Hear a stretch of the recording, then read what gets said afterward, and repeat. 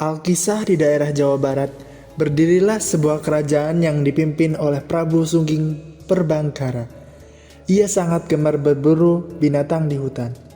Suatu hari, seusai berburu, Prabu Sungging terasa ingin sekali buang air kecil. Tanpa menunggu lama lagi, ia kencing di semak-semak. Tiba-tiba, seekor babi jelmaan Dewi yang bernama Wayungyang datang minum air seninya yang tergenang di daun keladi itu. Rupanya air seni Prabu Sungging mengandung sperma sehingga menyebabkan Wayungyang hamil. Beberapa bulan kemudian, Wayungyang pun melahirkan seorang bayi perempuan yang cantik jelita. Setelah membersihkan tubuh bayi itu dengan menjilatnya, Wayungyang meletakkannya di atas batu besar di balik semak-semak dengan harapan ayahnya, yaitu Prabu Sungging akan menemukannya. Ternyata harapan Wayungyang tercapai. Prabu Sungging terlihat bingung.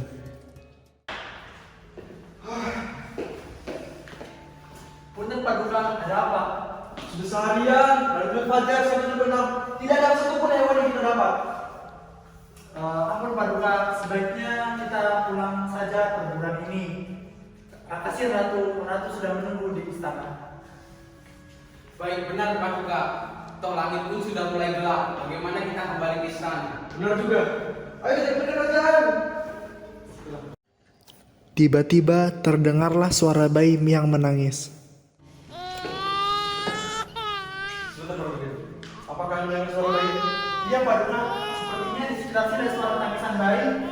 Di sekitar sini pasti ada bayi. Iya Pak Duka. Ambil. Silakan Pak Duka. Ampun Pak Duka. Sebaiknya kita apakan bayi ini. Dia sudah tak memiliki orang tua. Bagaimana jika kita mau bekerja? Mengingat saya tidak punya keturunan. Silakan Pak Duka. Baiklah, kita mau bekerja. Sesampainya Prabu di istana, Permaisuriku, di mana kau? Ada Prabu. Lihat tak, saya menemukan bayi ini di hutan.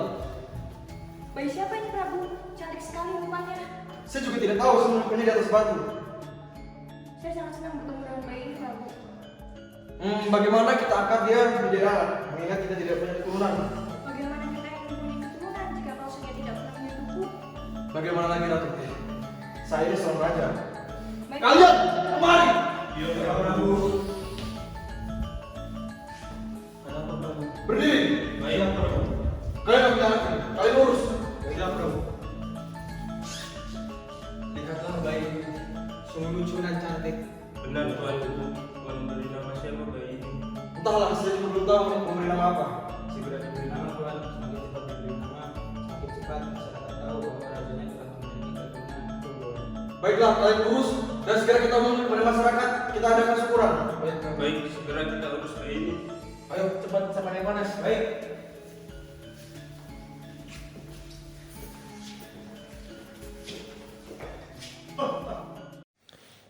setelah selesai dimandikan, Prabu dan Ratu kembali menggendong dan berdiskusi tentang nama yang akan diberikan kepada bayi tersebut. Prabu, mau kita namakan bayi ini dengan siapa? Entahlah Ratuku, saya juga belum memikirkannya. Bagaimana kalau kita namakan dia Dayang Suni? Ide yang bagus. Kau dapatkan dari mana namanya? Ya karena ini adalah anak kita Prabu. Jadi kita namakan dari gabungan nama kita, yaitu Prabu Sungging dan Ratu Dewi. Bagus. Segera kita umumkan kepada masyarakat lalu kita adakan syukuran. Baik Prabu. Lihatlah rupanya, sangat cantik sekali. Iya saya setuju. Akhirnya kita memiliki putri mahkota Prabu. Benar. Akhirnya saya memiliki lagi tujuan untuk hidup. Lama dan lama waktu terus berjalan. Akhirnya Dayang Sumbi tumbuh menjadi gadis yang cantik. Puluhan pangeran mengunjungi istana untuk melamarnya, namun ditolaknya. Ampun ayah, aku tidak ingin menerima lamaran dari pangeran lain. Aku tidak ingin terjadi pertumpahan darah terjadi karena aku. Lalu, apa kau mau memulai, wahai anakku? Aku hanya ingin menghasilkan diri ke hutan dan mencari tujuan hidup di dunia ini. Tidak. Ayah tidak setuju dari Sumbi. Tolong ayah, hanya ini kesempatanku. Aku tidak ingin terjadi pertumpahan darah. Kau egois dari Sumbi. Ayah tidak menjadikan kamu buat pergi dari sini. Engkau putri ayah satu-satunya. Tiba-tiba Ratu Embiling yang dari tadi mendengarkan pembicaraan antara Dayang Sumbi dan Prabu Sungging datang. Prabu, saya Sumbi. Tapi Tidak apa Prabu, ini demi kebaikan kita bersama. baiklah. Ayah mengizinkan kamu untuk pergi dari sini. Terima kasih Ayah. Sama-sama.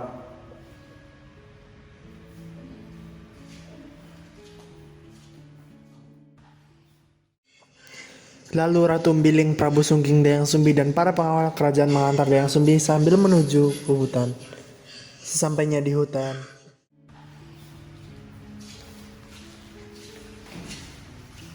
Pengawal! Segera kalian bangun rumah untuk putriku ini. Baik, Paduka.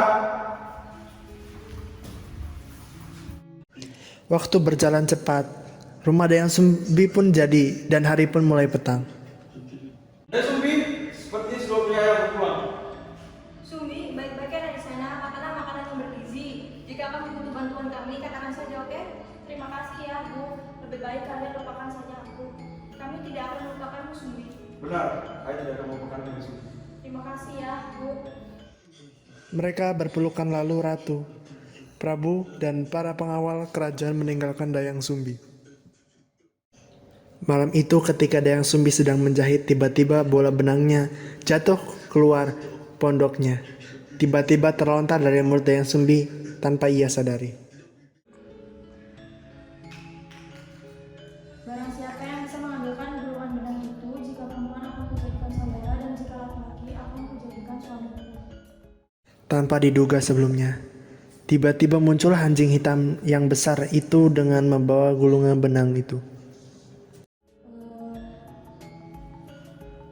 Tapi bagaimana mungkin seekor anjing bisa mengambil gulungan benang itu?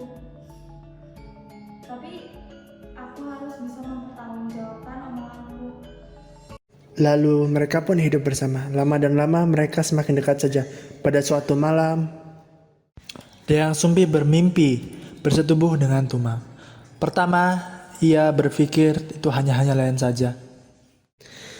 Tapi lama-kelamaan ternyata benar-benar terjadi. Perutnya pun membuncit dan akhirnya Dayang Sumbi melahirkan seorang anak laki-laki yang tampan. Setelah itu sang kuryang tumbuh menjadi anak yang kecil dan hebat. Setelah itu sang kuryang bersama Tumang pergi menuju hutan dan berburu. Lama ia berburu dan tak ada hewan buruan satupun, karena ia tak ingin membuat ibunya kecewa. Dengan rasa berat hati akhirnya ia memanah Tumang. Tumang pun mati dan sang kuryang pun membilah dagingnya dan akhirnya sang kuryang pulang. Bunda, pulang. Oh iya, bagaimana burungmu tadi? Lumayan Bunda bisa buat kamar-kamar ini. Tapi gimana Tumang? Bunda tidak melihatnya dari tadi. Anu Bunda, Kenapa? dagingnya kita makan itu dagingnya Tumang Bunda. Astagfirullah, kau bodoh, kau pembunuh, asal kau tahu Tumang itu adalah ayah kau. Aduh Bunda, sakit sekali. Aku kecewa dengan Bunda. Jika Bunda tidak bisa bunuh diri, saya bakal kasih pada anaknya. Aku bakal pergi dari rumah ini. Silahkan. Malam harinya Dayang Sumbi baru sadar apa yang telah ia perbuat. Ia menyesali perbuatannya siang itu. Ia berdoa kepada Tuhan agar ia mendapat dipertemukan oleh anaknya lagi. Tuhan pun mengabulkan doanya. Ia lalu diberi oleh Tuhan umur yang abadi dan awet muda, hingga nanti pada suatu hari ia akan dipertemukan lagi oleh anaknya. Keesokan harinya, setelah sang kuryang pergi meninggalkan Dayang Sumbi, ia mulai mencari tahu apa yang ada di dunia ini. Ia merantau ke sana kemari mencari ilmu. Lama-kelamaan, ia tumbuh menjadi seorang pemuda yang tampan, gagah, dan berani. Setelah ia dewasa, ia teringat akan ibunya, lalu ia berniat pulang ke kampung halamannya. Dengan berbekal seadanya dan ilmu sakti yang telah ia pelajari selama ini, ia pun berangkat. Sesampainya di sana, ia bermaksud berkunjung rumahnya dulu. Namun ia tidak menemukannya, justru ia malah menemui seorang gadis cantik jelita.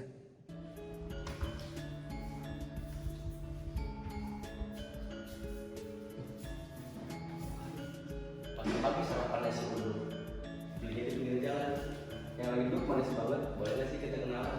Hahaha, bisa aja bang, dan itulah. Pagi-pagi pakai batik merah. Dari kecil pulang pakai batik.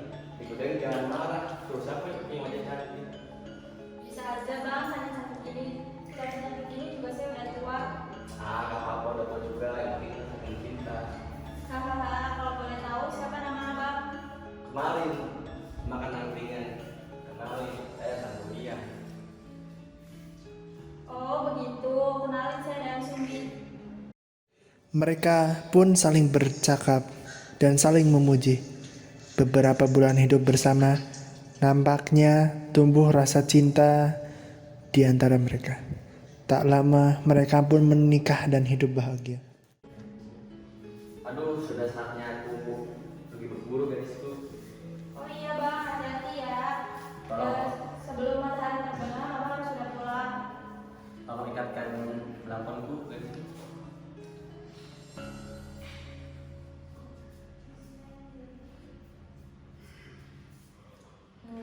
Kenapa deh Sumi, kok kamu terlihat diam?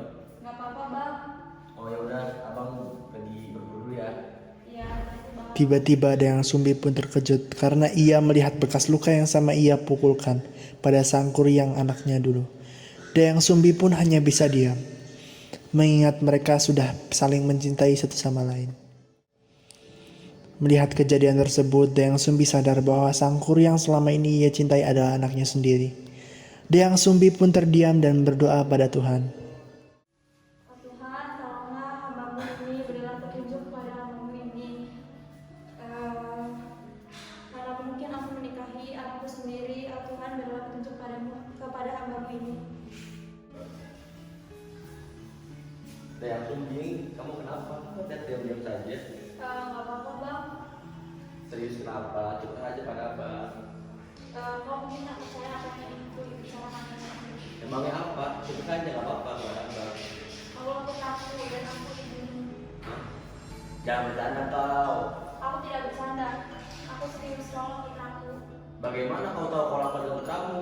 Saat aku memasangkan itu di kepalamu, aku melihat bekas luka. Apakah itu bekas pukulan ibumu? Aku tak begitu ingat, tapi aku dipukul oleh ibuku karena aku mengurus seekor anjing. Apakah anjing itu bernama Sukma? Aku ingin sekali kalau putraku. Tidak mungkin. Bagaimana kamu ada ibuku? Kau masih muda dan tinggi. Tapi memang itu kenyataannya bahwa putraku. Tidak. Kau harus tetap menjadi istriku. Apakah kamu bersedia? Ya sudah, akan bersyarat padamu agar aku menjadi istri. Apa syarat dari ibu? Katakan apa dan apa? Kau harus membuatkan aku dan Awas dan buatkan juga para perahu untuk menikahinya. Apalagi syaratnya? Kau harus menyelesaikan itu sebelum matahari terbit. Apakah kau siap? Oke, aku bersedia. Oke. Sesampainya ia di hutan,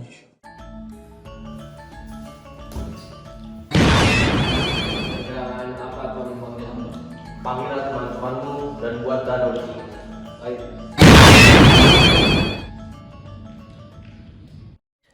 para jin pun berkumpul dan memulai membuat danau itu. Sementara Sangkuriang menebang satu pohon untuk dibuatnya perahu. Para jin dan Sangkuriang pun bekerja keras. Waktu berjalan cepat, namun Sangkuriang lebih cepat. Dayang Sumbi yang melihatnya pun tidak senang dan mulai mengajak para tetangganya untuk menggetuk lumbung padi untuk membangunkan ayam. Seketika mendengar suara kokokan ayam pun, para jin pun ketakutan dan meninggalkan area proyek. Sangkuriang pun murka karena merasa dicurangi oleh Dayang Sumbi. Karena Sangkuriang sangat marah, ia pun menendang perahu yang ia buat hingga perahu itu pun terbalik. Lama perahu itu berubah menjadi gunung, dan gunung itu dijuluki Gunung Tangkuban Perahu.